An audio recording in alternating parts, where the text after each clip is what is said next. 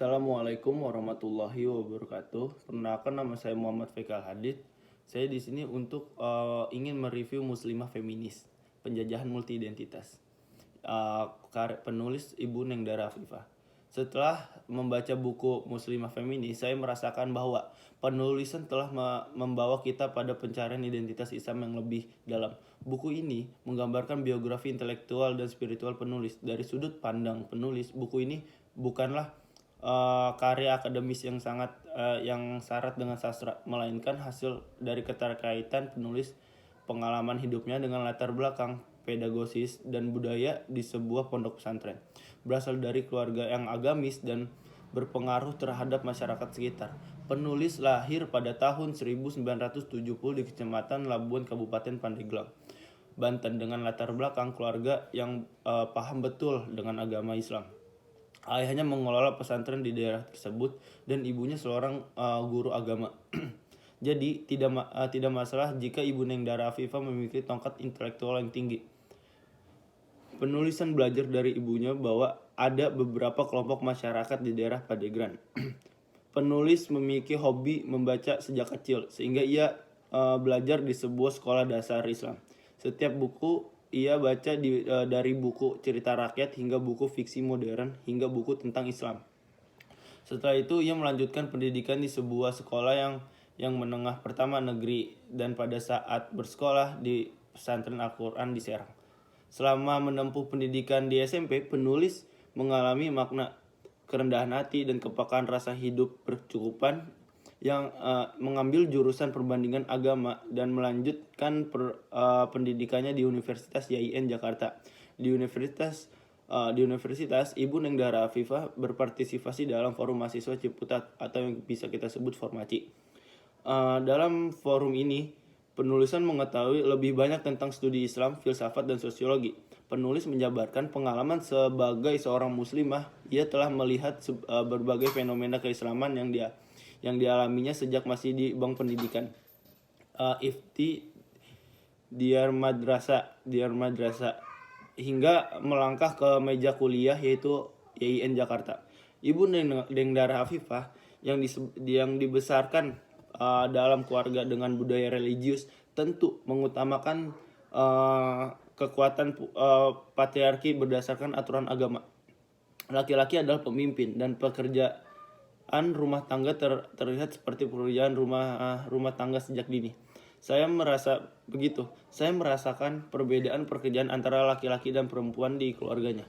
Bahkan Ibu Nengdara Afifah merasa tidak berdaya karena tidak bisa memilih pasangan yang menjadi pilihannya.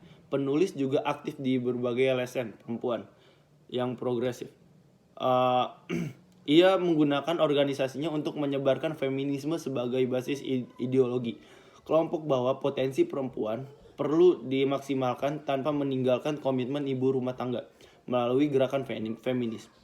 Penulis merasa sadar akan identitasnya, merasakan kebebasan untuk menggunakan ide-idenya tanpa melupakan perspektif keyakinannya. Menurut agamanya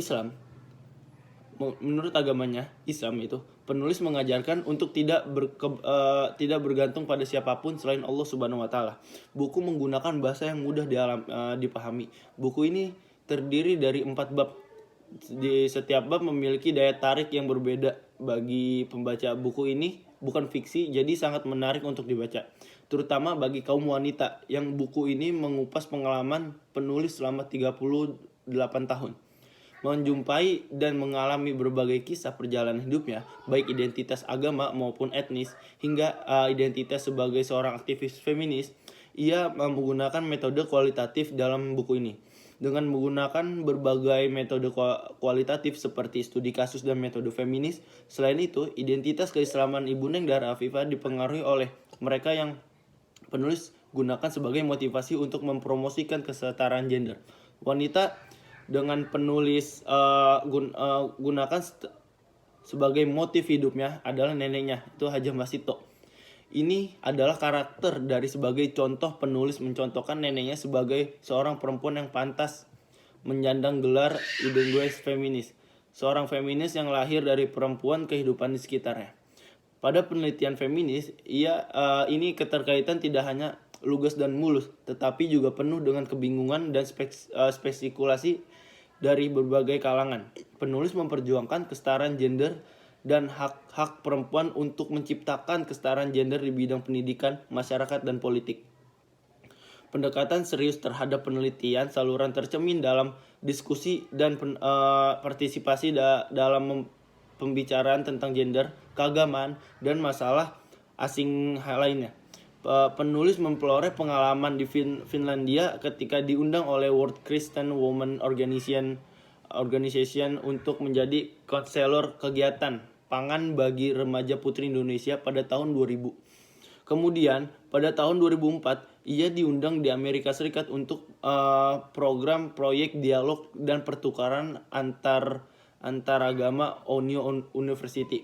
Di sana Ibu Neng Dara Afifah berdiskusi tentang pluralisme agama dengan para ulama dari berbagai negara yang datang saat itu. Mungkin cukup sekian review buku dari saya. Kurang lebihnya mohon maaf. Assalamualaikum warahmatullahi wabarakatuh.